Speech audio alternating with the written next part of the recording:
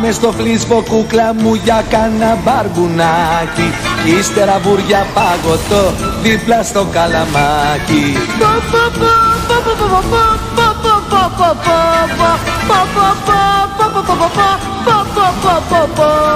Ξέρω ένα στέκι πονηρό με φοβερό σπινάκι, απόψε θα το κάψουμε γλυκό μου Ελενάκι. Μ' αυτά που λες Γιαννάρα μου με κάνεις και παθαίνω, κάτι θα έχεις στο μυαλό και δεν καταλαβαίνω. Πω, τι τσιμπούσι ήταν αυτό. Πω, τι τσιμπούσι ήταν αυτό.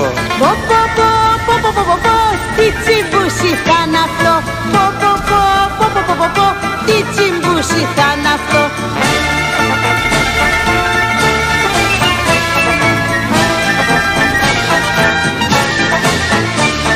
Απόψε Ελενάρα μου γουστάρω